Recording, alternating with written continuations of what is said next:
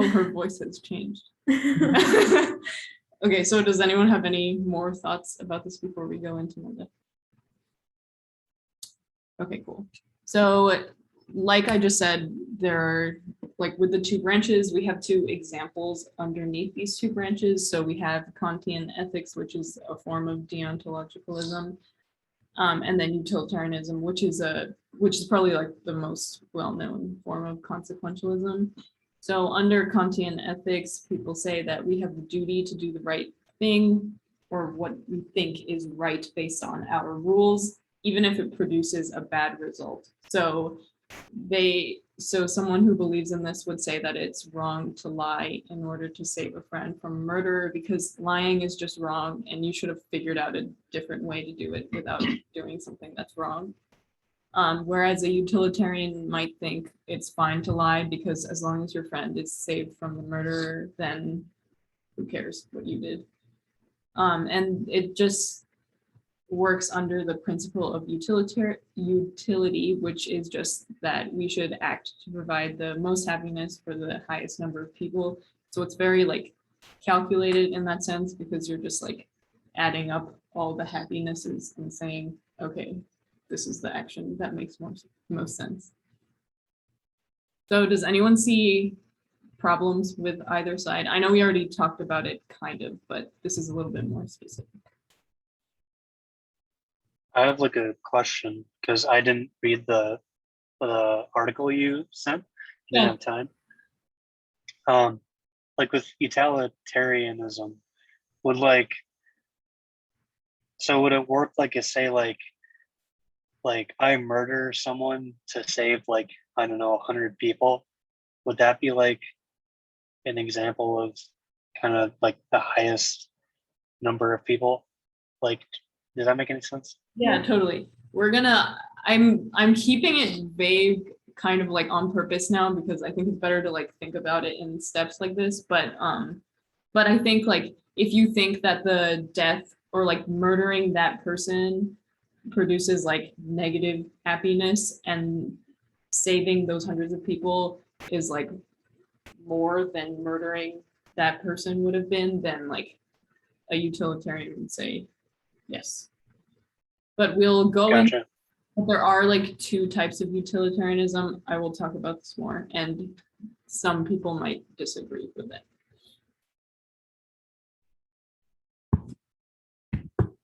I have a question. How is utilitarianism different than the consequentialism? Yeah, so utilitarianism is just like the most, or like pretty much the, I can't even come up with other examples of consequentialism, but it just like falls under the umbrella of consequentialist ethics. Oh, okay.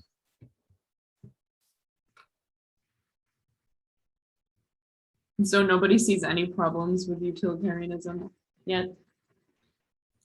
The only thing I could think of is that it's your judgment against an unknown outcome. So like maybe here, let me just come up with a perfect example on the fly. If you had a friend whose wife was cheating on them, but it would ruin their marriage to tell him, you wouldn't tell him, so he would stay happy. Mm-hmm. That's utilitarianism, isn't it? And that doesn't sound right to me, but maybe it does to other people. Yeah, great example. Teddy, what do you think about that? Also, like your example, I forget your name, but about like the doctor thing. Yeah. Like, I felt that was a kind of a subjective example, because I'm not sure if I agree with that. So Wait. I thought that was a good example too. Wait, like you think it's a bad analogy, or you think that? No. I meant like, I wasn't sure about like the ethics of it. It's a good example. I was just saying like, I wasn't sure if I agree with the conclusion. Okay, yeah. You know what I'm So saying? you think that it would be wrong for the doctor to lie to their patient about it?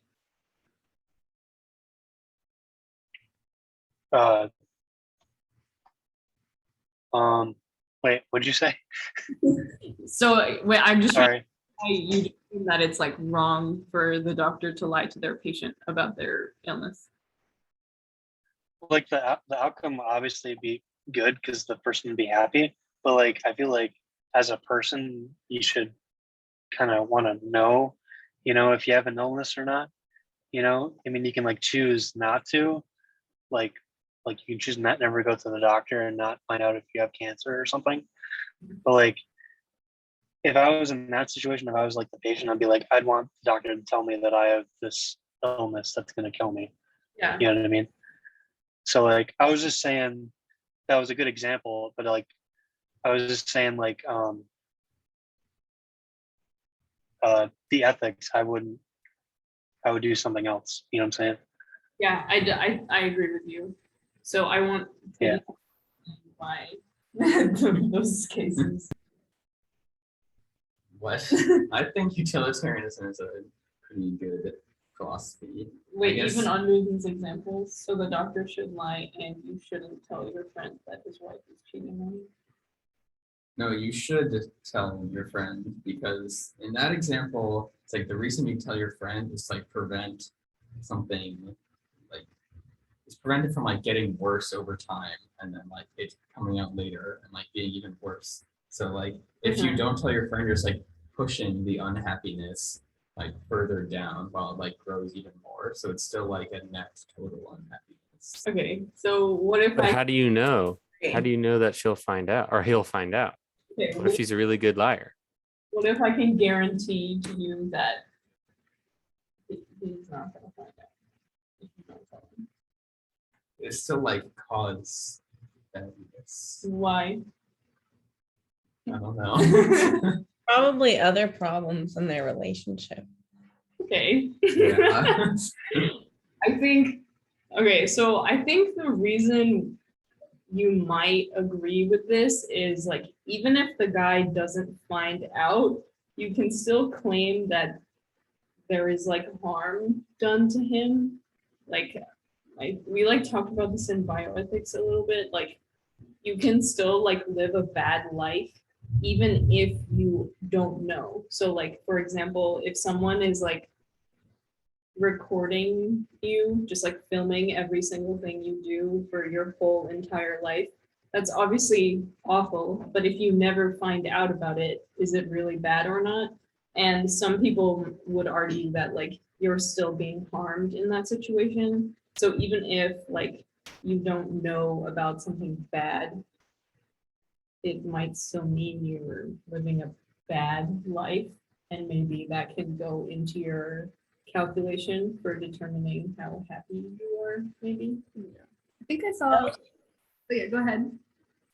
I was just gonna say, I think it also, like, even if you're in the same camp, like even if you're utilitarian, or we also already talked about this with like the Kantian ethics and deontologicalism, is that like you can be in the same camp and still come out with different decisions because you have different like underlying values.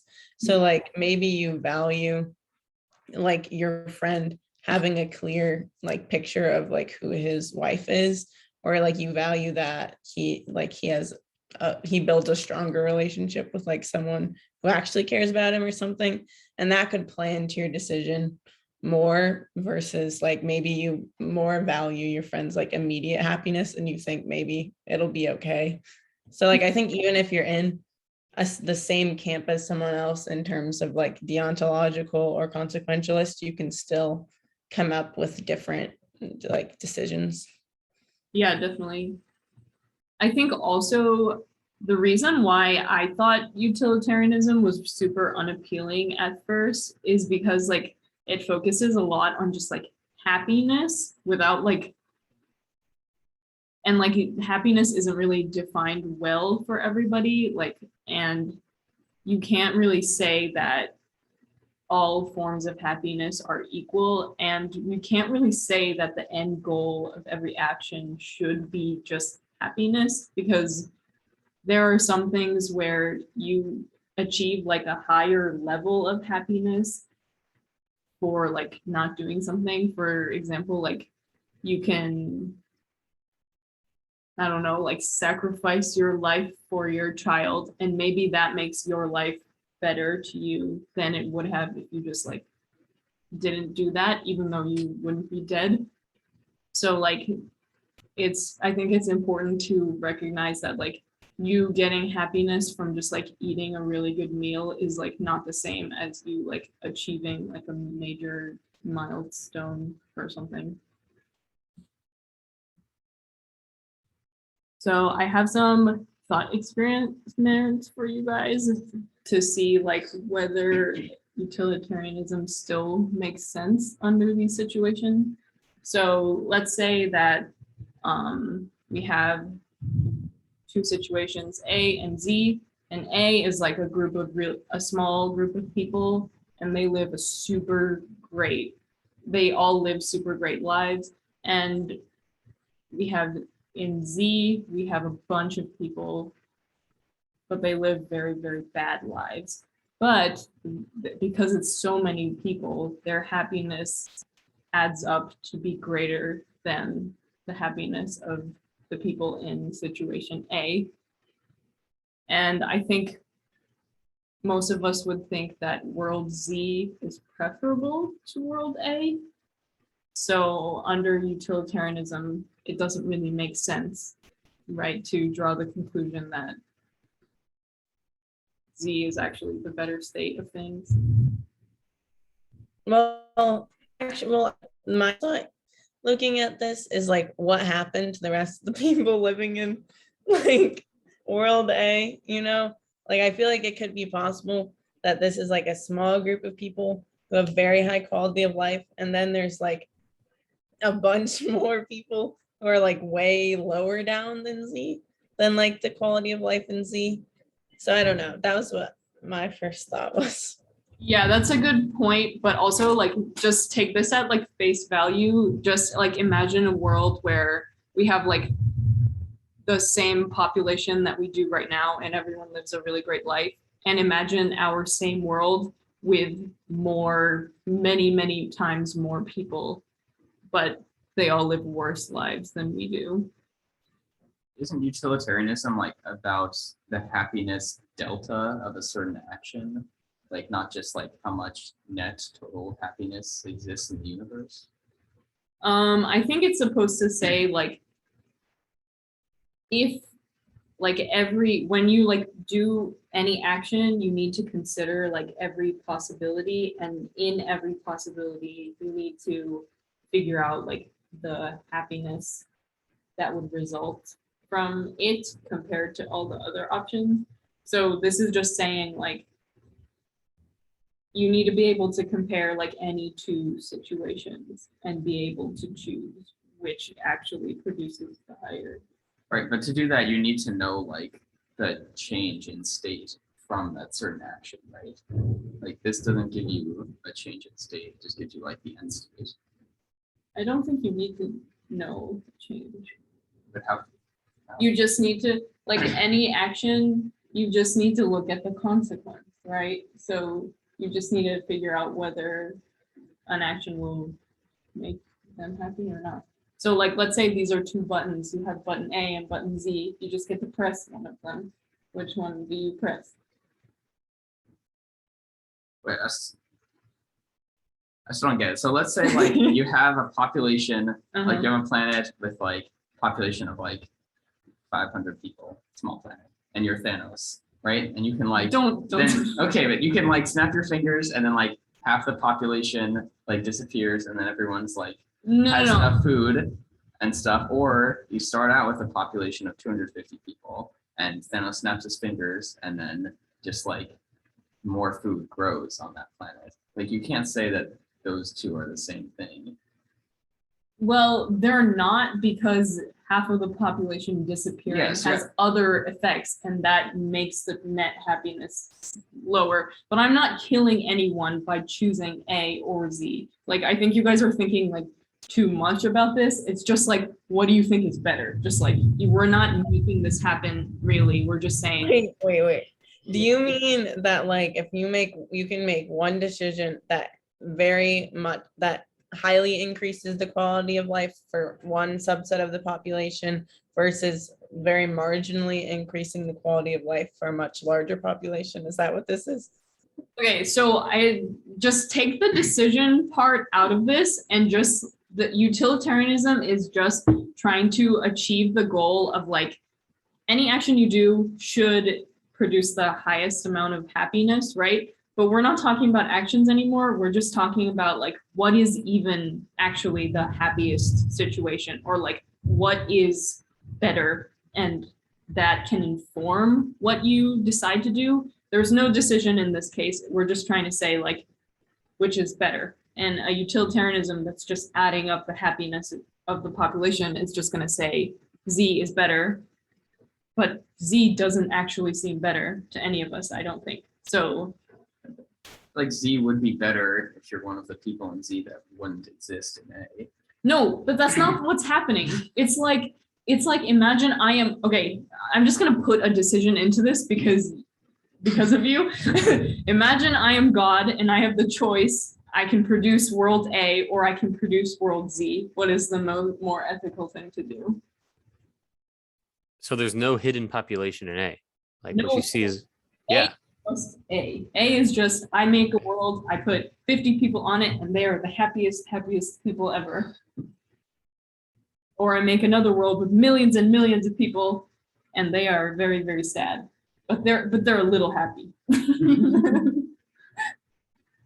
Do any of the people who came in late have anything to say? Because Yeah, I or noticed, do you like, have I any noticed you guys- questions? unmute a couple times, and sorry if we didn't give you space to talk. No, yeah, you're good. Yeah, I was just thinking because I know there's an example where, like, let's say you have 50 people and 49 of them are super happy, but one person is extremely miserable. Like, would you take that world over something where 50 people are marginally happy or something like that? So that's sort of a common counter. Yeah, I don't know. It's tough because it's good questions to go back and forth on it, but I think I would say Z might be actually better when you think in terms of like it's hard to sort of quantify it, but if you think in terms of like if you make something slightly better for so many people, then you would be helping improve more lives and just having a more sort of like progressed society in a sense than if you have sort of like the maxed out but smaller society. So that's sort of one lens I think you could view it through. Yeah, that example you mentioned is a really good one. But like imagine though, like either you can improve something just a little bit for everybody, or you can improve something for everybody like a lot, but everybody is a smaller number of people. Then what?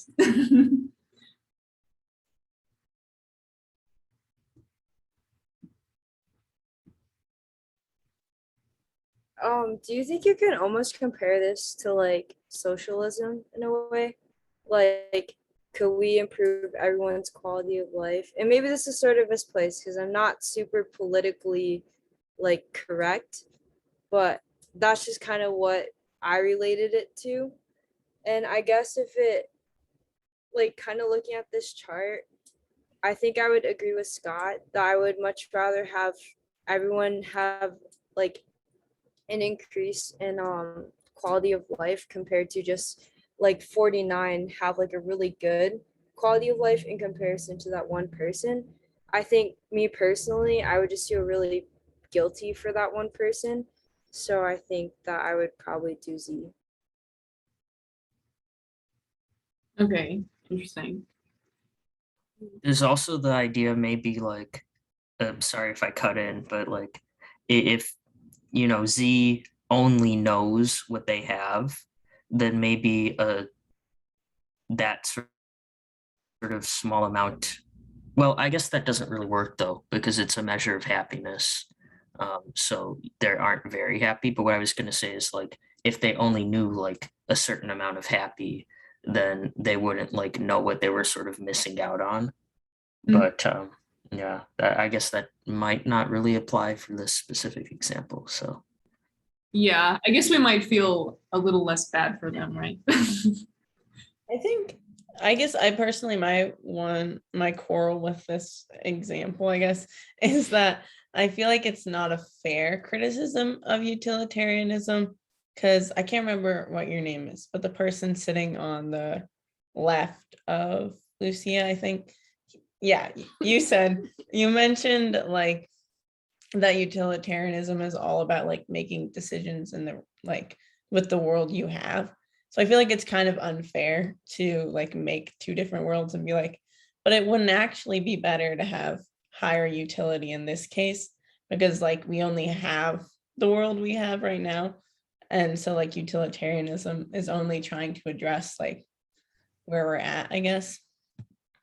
Yeah, I think you might run into that problem with like any theory for ethics though, because like what we're trying to do is find a theory that always works, which is like I think maybe impossible, but like if utilitarianism is so good, then it should work in every scenario, right? Or else it wouldn't be a code if we just like come up with exceptions all the time. So, and like obviously this scenario is never actually going to happen, but if it shows us a problem with utilitarianism, then we need to like think more about what we actually think is right and wrong then, because if, I don't know, I still think A is better than Z. So like, if so, then how can we explain that? Because we can't just be like, okay, fine, utilitarianism is correct, and we will just say that Z is better just because we can't come up with a different theory.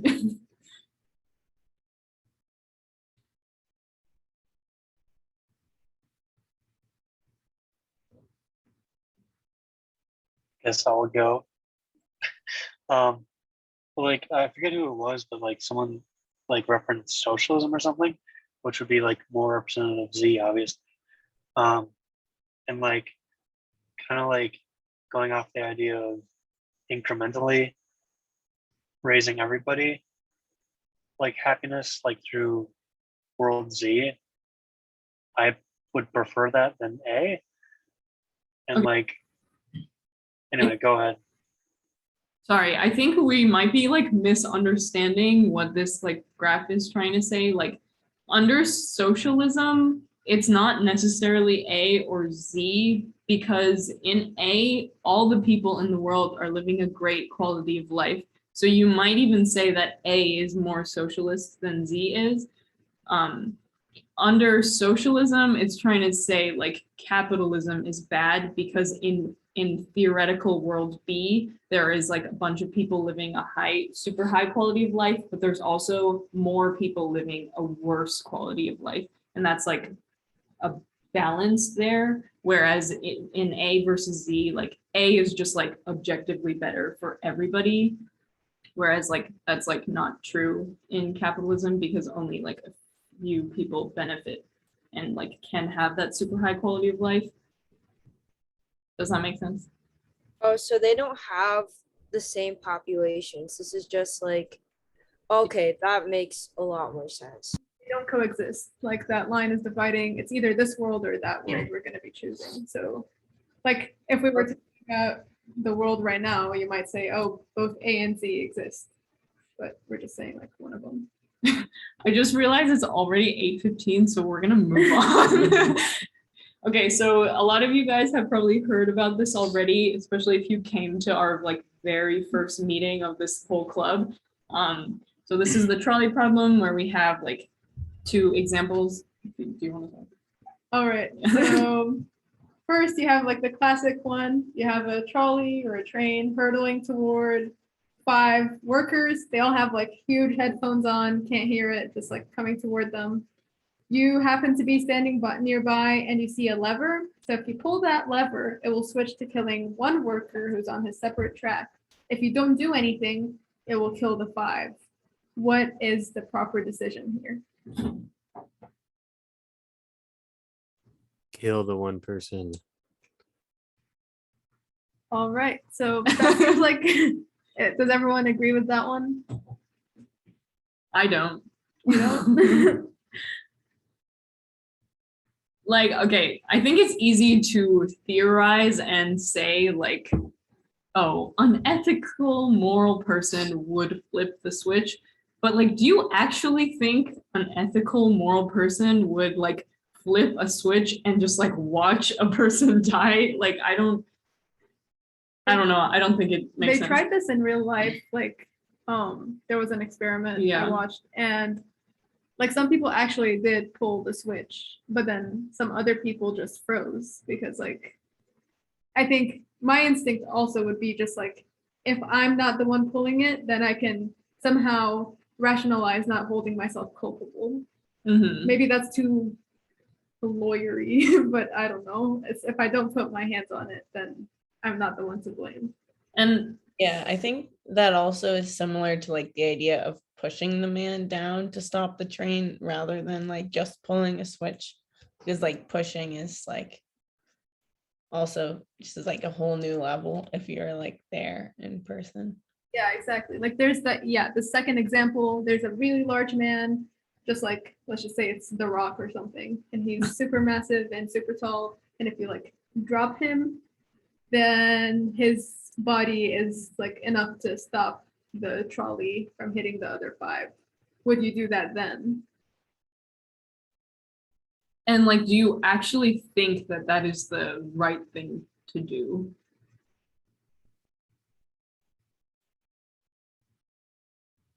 Can you just push yourself off the edge? Nope, you're, let's just say you're like the puniest person in existence and you're lucky enough to stop it on your own. I definitely feel like it's the right thing to do to push the person off or flip the switch, but I don't know if like most people would like have the strength to be able to do that. What if he's like, he could be like Santa Claus or something, like just someone who was so like nice or something, and then you just willingly killed them when they would Yeah, what not if have he's been in that Jesus? situation. Yeah. Again, I still feel like no matter who it is, like it's the right thing to do to kill them, but Yeah.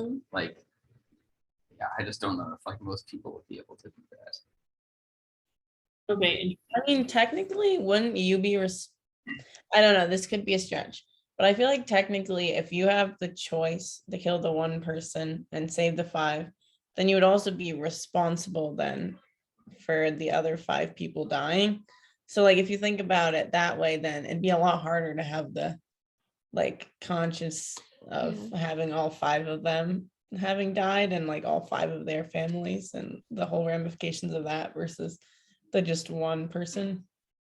I think the idea behind like people who would prefer the 5, not that I agree with it, is that you could say that no action you directly took is what led to their deaths. So you could sort of like, in a sense, wipe your hands clean, or maybe if you were like trying to justify your morality by saying like, I want the actions I take to be just, then you could say, well, I did the right thing because the only action I could have taken would have resulted in a death. So in that sense, you would value no action above a negative action, even though more harm is caused to society as a whole, or more suffering.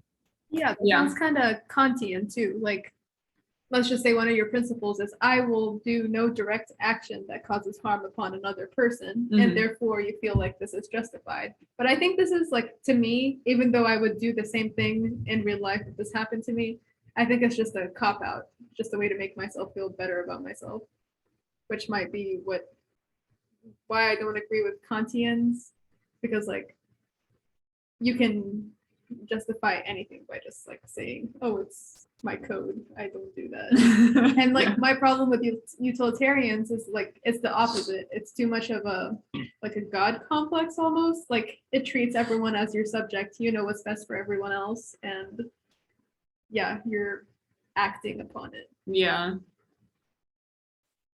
Yeah, it's definitely interesting. I don't really know anymore. It just like seems wrong to actually think that the correct thing to do is to flip the switch or push the man off the bridge. Like if you think about the consequences really hard, then you're like, okay, maybe I see that. But like I don't know necessarily that I would view someone who pushed a man off the bridge to save five people. I don't know that I would actually view them as a hero. In the study, did they like adjust the number of people, like a group of 5, a group of 10, a group of 20, or do you know? It was just like, I don't know if you guys know Vsauce, but he had like a little show on YouTube for a bit. And so he like tried that out. It was just the 5 and the 1, and it was just like a screen. So like people weren't actually exposed to it. They were in a like a control room where they observed it. So they were viewing it at it from a distance too, but then they had the lever over there. Yeah. But yeah, they didn't try it with different numbers of people. They just tried it with different participants, and they saw how like the responses varied. It was never anyone actually choosing, oh, I would rather kill the 5, but it was either people choosing to kill the 1 or people saying, I wasn't here. I can't do anything. Yeah. So, I also think like in that experiment, it like really removes yourself from the situation to just be like pressing a lever or like pushing a button from a control room. Like that's like in a way easier to do. It's like killing someone with a gun rather than like stabbing them with a knife. Like it's just different. but is it? Well, if you're a utilitarian, then no. But like I just think it should, if it's such a great theory, then it should be able to account for that difference. Right. Also, it's kind of one thing that's holding us back from pushing the person is also that we're like kind of selfish, I guess, because like we're gonna feel guilty if we push the person, even if like overall it's probably better to have pushed them. Like we don't want to be guilty of someone dying, and it's so much easier to like just disregard the other 5 people as you like just having been there and didn't actually have the power to do anything. So like it's kind of, I don't know, it feels to me like it's kind of selfish of us that our instinct is to be like, oh, I can't do anything about this, you know. Yeah. Very interesting what we like actually feel guilty about, right? Because maybe it like doesn't actually make sense to base our ethics on like what we feel more guilty about. Amanda, did you want to say something? I feel like if I were in that situation, I would definitely freeze up because it's just obviously a huge ultimatum. But at the same time, I feel like indifference is like one of I feel like it's almost like the most selfish thing in one way. Like apathy is often compared to be the opposite of love. So I feel like that by choosing not to make a decision, it's almost equally as terrible than choosing not to kill that one person or 5 people. But that's just kind of my perspective on it. Yeah, I see what you're saying.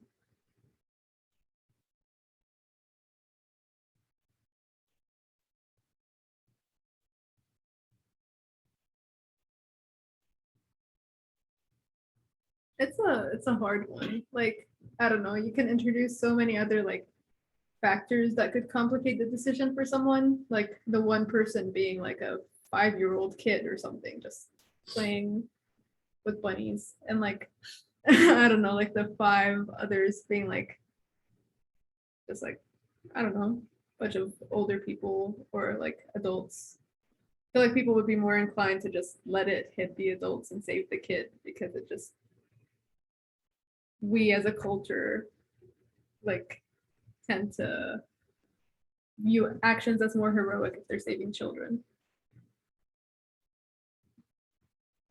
But I think you can also like justify that under utilitarianism, right? So Like, Like- they have more ahead of them. Maybe, I think potential is a weird thing to Mhm.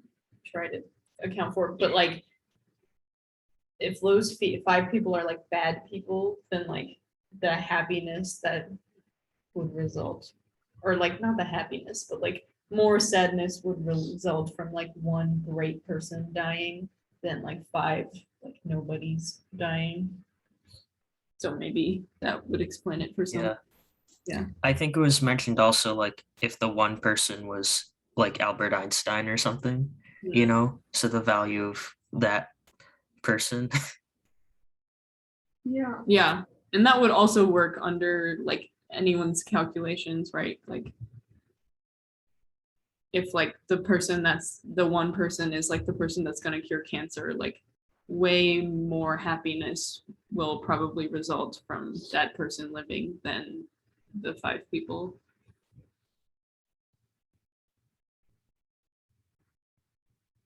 Okay, so I have another example. So let's say we have a tribe on a remote island, and they captured this guy named Jim and 10 tourists. So they want to sacrifice all of them, but they're gonna spare Jim just because they really like short people and he's the shortest of all of them.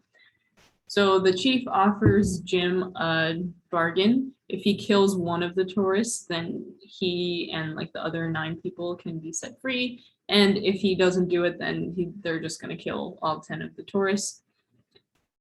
But then Jim was like, sorry, I'm not gonna kill one of the tourists.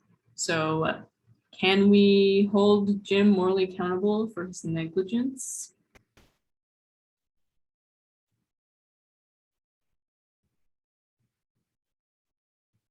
Yes. Why? Killing the 9 other people by not killing the one person. Okay, let's say you are Jim though.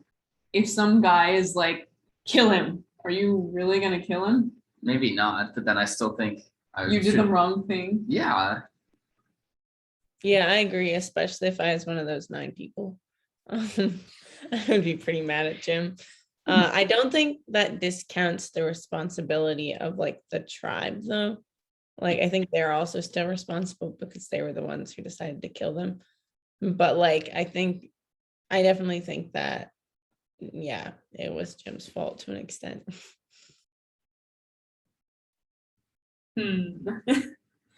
Well, I think also because he would be considered responsible for saving them. Like we wouldn't say that he isn't responsible for saving them. So if he's responsible for saving them, I feel like he also is responsible for not saving them. Yeah, because like he's forced to make a decision. When in the trolley problem, you're not forced to really do anything. You can just walk away. Like you have to make one or the other decision, so it makes you kind of responsible because you can't just like walk away from the situation. You have to do one or the other. So that would make you responsible for a Yeah. forced decision. Okay. Then again, it's forced. So then responsible, I don't know. I actually think it's like kind of the same as the trolley problem because like you have the option to either flip the lever or to not flip the lever. So like walking away is making a choice. So like I feel like they are kind of the same. This reminds me of the movie The Killing of a Sacred Deer.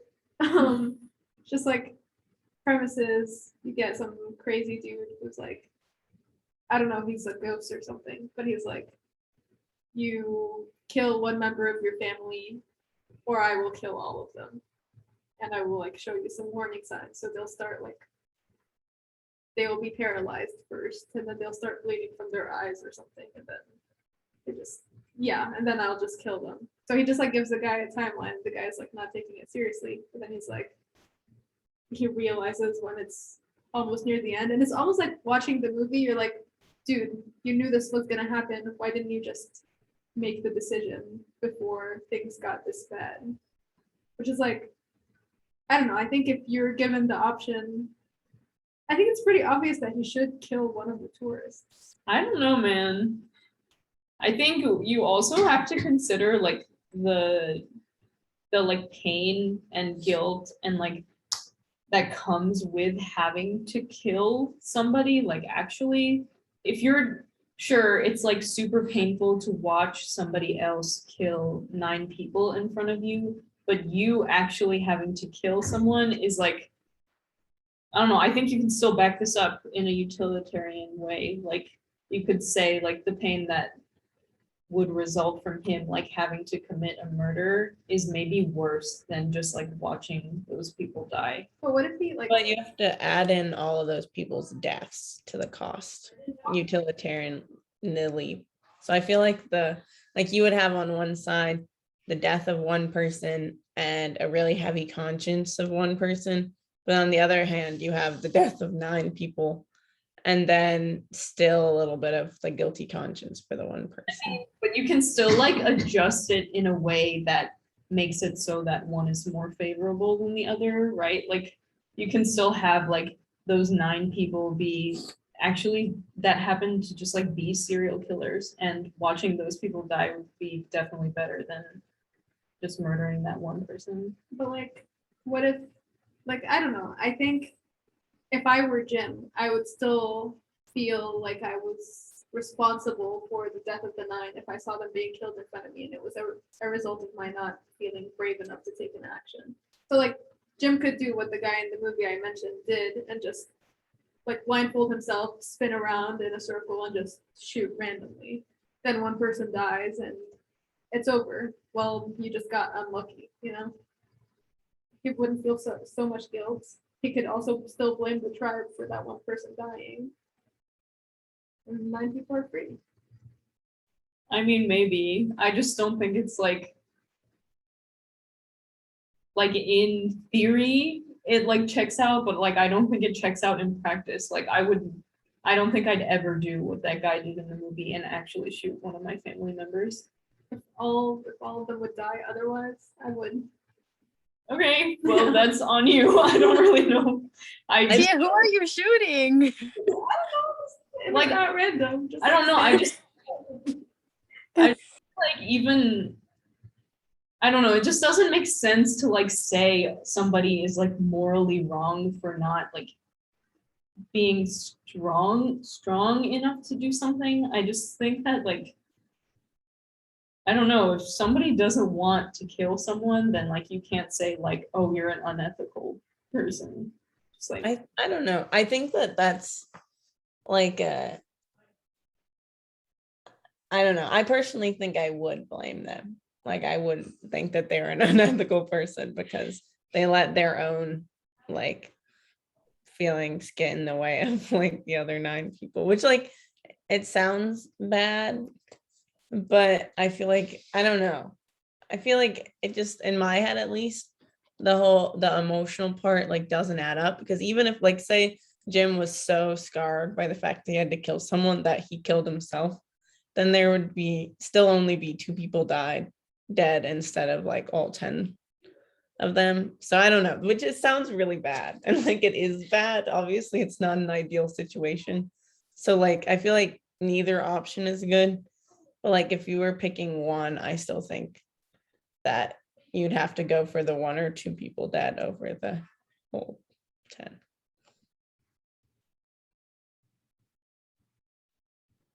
I kind of agree with like not killing any of them because I just would never want to take somebody's choice away from them and be like, pal, you're dead, no choice for you, like you can't choose to like live or die.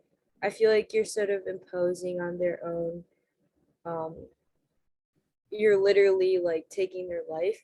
So I guess it's just sort of like not in the way that if they wanted to die, I would kill them, but like obviously it doesn't seem like a situation where you're gonna have time to like converse with them like, hey, do you want to sacrifice yourself for like the means of the entire group? Like I don't think I would if it was something that was like in a timely matter, just because like I wouldn't ever want to make that decision for somebody else. yeah. I feel like I'm talking a lot, so feel free to cut me off if other people have thoughts. But I feel like another way of framing the exact same situation is that all 10 of them are going to die. And basically, you're choosing 9 people to live versus them all dying. I don't know if that changes anything, because like that's the same situation, but it doesn't sound as terrible as like saying I'm choosing one person to die, because really they're all going to die except for the one. Like if you do nothing, they all die. So like, I don't know. Can you kill yourself in the situation and still have everyone else live, or do you have to kill someone? Because I mean, we can make it whatever you want, but like again, if everyone who's saying that they would kill someone else, you also have to agree that killing yourself, and like if the tribe was okay with it, you should kill yourself in this situation, right? yeah, I mean, Ethically. it's not really dark, but I'd rather kill myself than kill someone else in the situation. But because like it's my, you know what I'm saying? I don't know. That's That sounds really dark. a great point. Like if you're gonna punish Jim for not killing somebody else, then you should like also feel fine with killing yourself. Yeah, but I also think there's a difference between like a lot of times we're talking about, well, like I wouldn't be able to do that. And I think there's still a difference of saying like this is what the ethical decision is, and this is what would actually happen in reality. Like I still think those are maybe 2 separate things. So like even if you say ethically I should do this, that doesn't necessarily mean you do this. Like maybe ethically I shouldn't cheat on this test, but then like in reality I'm very stressed and like I have other going on, then end up cheating, even if they'd say like technically they know ethically they shouldn't cheat. That doesn't necessarily mean that they're going to follow that all the time. Yeah, that's true. But like us as, I guess I'm just trying to say, like, if us as like observers of this situation are gonna determine like, oh, Jim was right, Jim was wrong, then like we can't, we need to be able to actually think that that is like what's correct to do. Like you can't just be like, oh, it's a little correct. If you think that like we should expect Jim to do like the ethical thing. And like I guess I'm just trying to say that it's like unfair to expect someone to kill someone or to kill themselves. And I feel like there's like a little bit of a, how is it actually, what's ethical if like almost nobody would do it?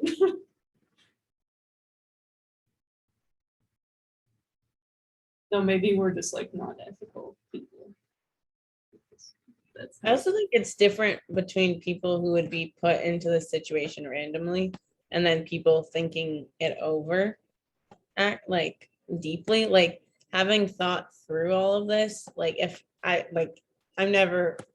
should find wood, but I'm never going to be faced with this situation in my life. But like now that I have thought it through, like I think I know what I would do, like if I were faced with the situation. But like I think if you just put someone in the situation, then it's yeah.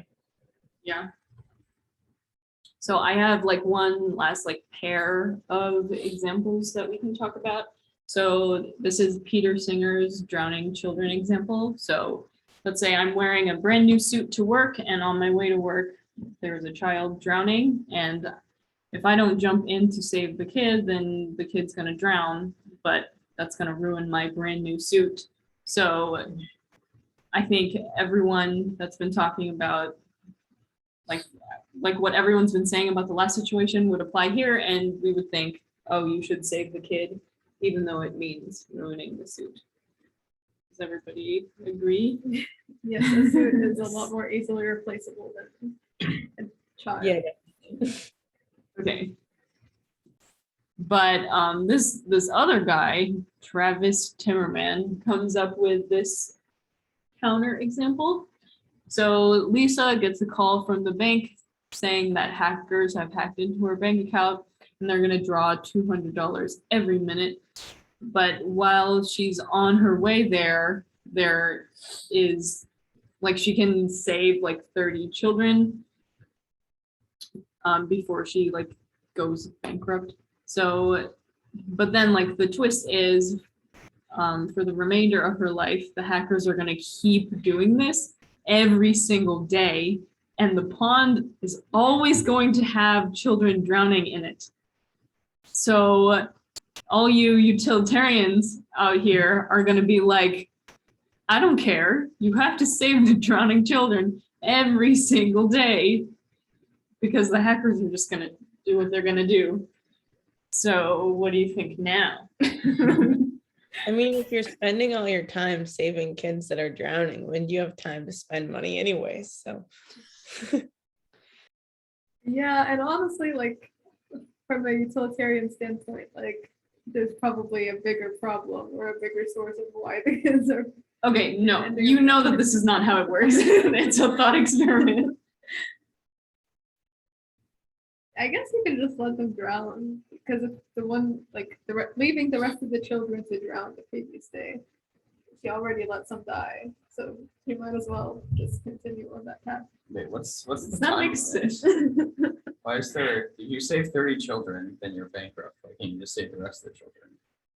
Okay, let's say you can, but Okay. every day, But like, let's say you get some money, but like, does she have negative? Like does she? owe money yeah, now? maybe she'll owe money. Wait, I listen, feel like there should be some sort of relief fund. what are you guys doing? Like, the fact is, you have to save, or like utilitarians would say, you have to save the children every day, or else what are you doing? Yeah. Mhm. And why? Why you So you expect Lisa to go to the pond every single day and just save those children for the whole day, every single day for the rest of her life? If there's actually no other option, then yes. And also, if you think about it too, they are children, so they could like go out and create more happiness for more people, and their offsprings can create more happiness too. So like, and also, I really don't think you could put a monetary value on like a person's life. Be like, oh yeah, you're worth like $1,000. That sucks. You drowning today. Like, I don't feel like you could do that. But I don't know.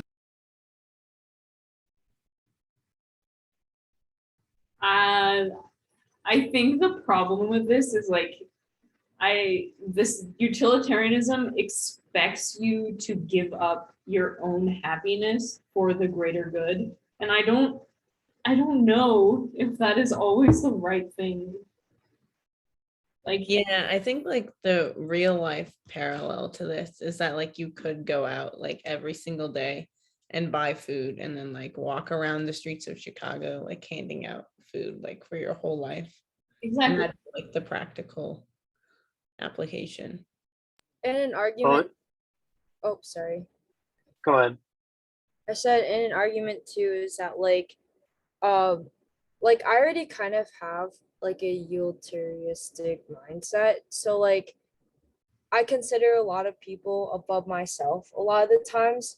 However, like I feel like that I make people most happiest when I'm happy, if that makes any sense. Like if I'm feeling good, I want to like I'm more inclined to make other people feel good. So I guess if you kind of look at the perspective that you can make other people feel more satisfaction if you yourself are feeling satisfied too. Yeah, that's a good point. And I don't think it makes sense for an ethical code to like scream at you and tell you you're immoral just for like wanting to like live your own life. But like in this example, like you're equating. Never mind. I was gonna say you're equating your happiness to like money, but also you're equating it to your time, which is also that's important. Like if it was just money, I would, that it wouldn't work for me, but like I don't know where I was going with this. Never mind. Yeah, no, I get what you're saying.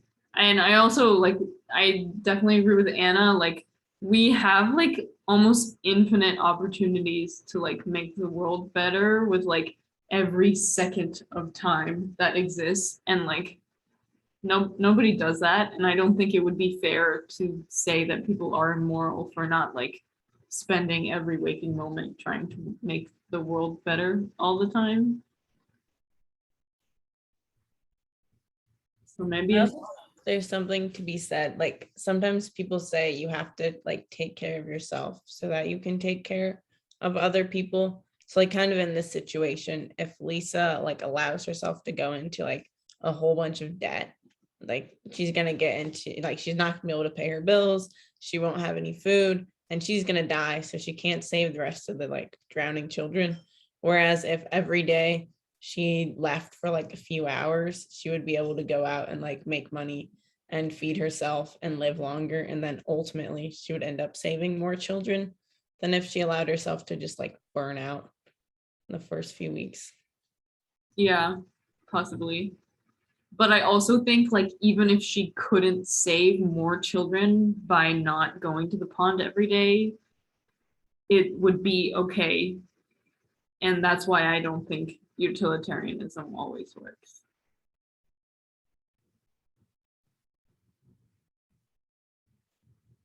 I don't know if this is like a flawed mindset, but kind of like going off of this, like there are certain things that are just not your problem. So like it's just, I think you do like it's impossible to cause the net positive benefits because children are just going to keep drowning. It's going to keep decreasing and decreasing. So you might as well just give up. Yeah, Like you can't really fix it. So yeah. Because like in a way, children are always drowning, as in like there are always things going wrong. Like Yeah. always, always, always. So it's kind of, it just like doesn't really make sense to. At the same time though, like it says here that no one else is there to help any of the kids drowning in the pond, but I feel like in reality there are lots and lots of people who could help. So like if everyone had the mindset of being like, I'm gonna go out and help for as much as I can today, then you might, I mean, maybe you would for a while, but theoretically, I feel like eventually you shouldn't have to spend all of your time helping other people. Which is also like kind of the whole idea about like, well, there's arguments about this, but like if when it comes to like climate change, like making small changes in your own behavior to try to like help globally, and like there's arguments that like really the only way anything's gonna get better is if like governments and corporations change, which is like fair, but it's also true that if individuals all make changes on their own, they can make a difference. So Yeah. So I kind of have like a weird take on that.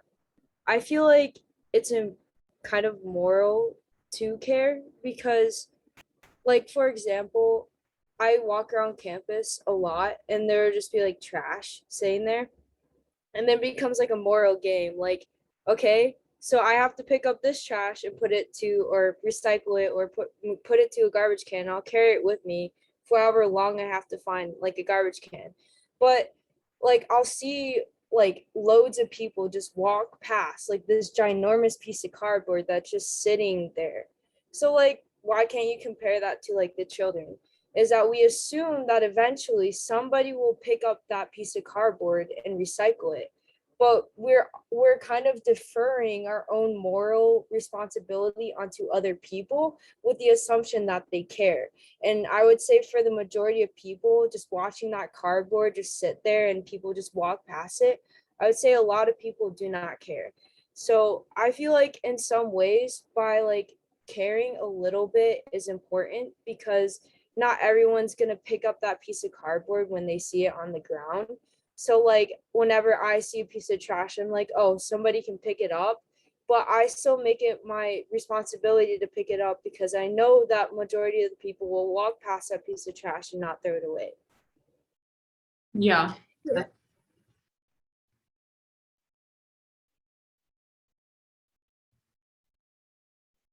Was Angie gonna say something? Yeah, I was just gonna say that that line of thinking kind of mirrors I guess we could talk about it like later, but it's kind of like the bystander effect Mhm. and how and it in itself, I guess, is kind of unethical because or it depends because it's another philosophical debate, but it's like, is it your duty to help when you can assume that other people care just as much or care even more? Mhm. But in reality, I don't know. It does, like, if you don't do it, then probably no one is, because everyone is going to have the same line of thinking. Yeah.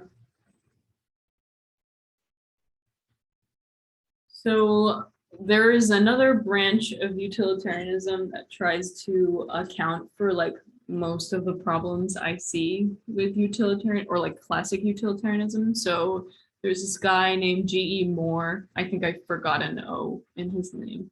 But so we ought to promote the good, but it's believed that the good is like more than just like pleasure. So we have the act/classical utilitarianism that we've been talking about, and we have rule utilitarianism. So that just states that we ought to live by the rules that in general are likely to lead to the greatest good for the greatest number. So like I was talking about with that doctor example, under rule utilitarianism, we might say like a doctor shouldn't lie to his patients for another reason other than like this like small amount of happiness that's going to come out of like lying to them for the first time. So people like this might result in other consequences that are ultimately worse than just like having one person be sad. So under rule utilitarianism, we might just like make it a rule that doctors shouldn't lie to their patients, because as a whole and like in the far future, it's gonna eventually be the more utilitarian thing to do.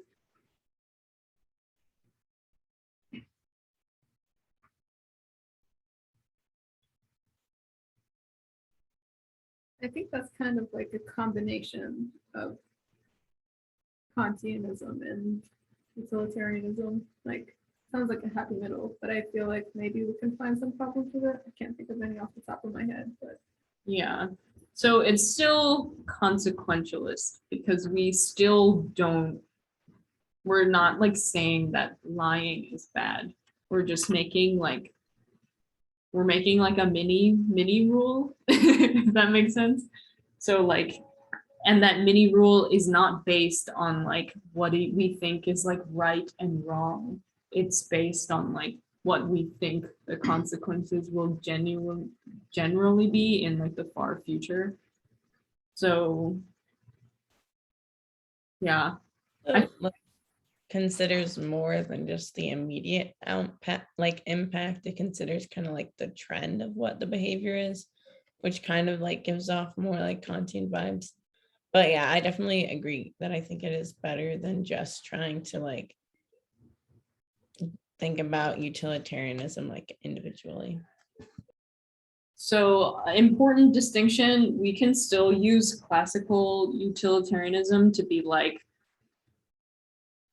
oh, people are not going to trust their doctors anymore, and that's worse than lying to X number of patients. So you can still justify, like in every case, saying that, but then under rule utilitarianism, it becomes like less individually tailored, because you're just going to say like, even if this patient is going to be like ridiculously harmed by me not lying to them, it's still something that I'm going to do. So like in the previous examples we were talking about, we still might say like, it's fine that like, for example, it's fine that Lisa doesn't go to the pond every day to save the drowning children, because like if we live in a society that expects people to like sacrifice their whole lives like this, then ultimately that is going to be worse for everyone as a whole. So therefore, we're going to make it a rule to like not do that and like not expect that of anyone. So then under rule utilitarianism, the same would go for like gym. Like if we're expected to like take another life in any situation, then like what, like that just doesn't seem right in general as a rule. So that might be a reason why we would reject the like the results you get from act utilitarianism.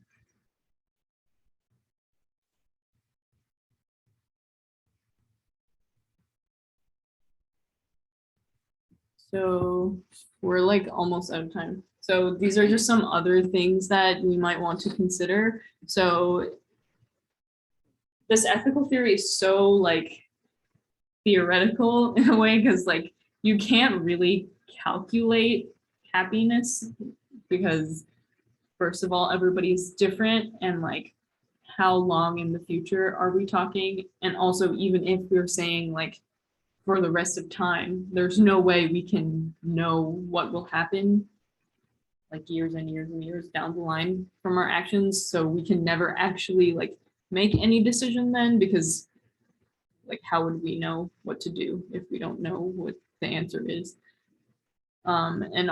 And also like the theory supports like opposing actions on different occasions. So it seems kind of like a little wishy-washy because it's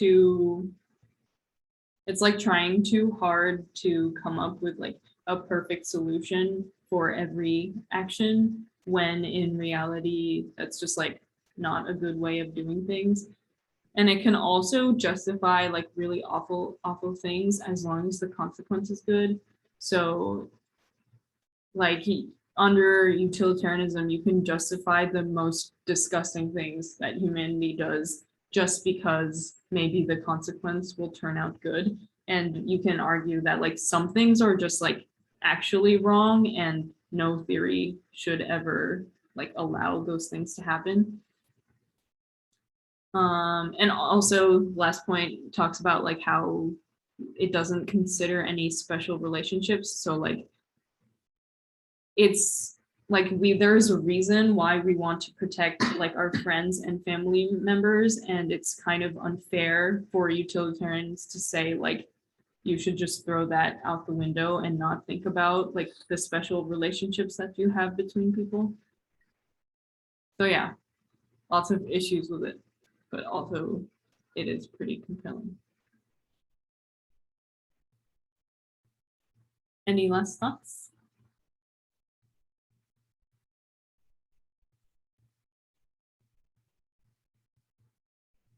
Okay. So again, if you guys haven't filled out the form, then you should do that. I put it in the chat. And I can put it again. And the next 3 meetings are going to be very fun, very bioethics focused. So next meeting is going to be on human monkey chimeras, which is some very, very cool, interesting research. And we can look at it through the lens of utilitarianism and possibly like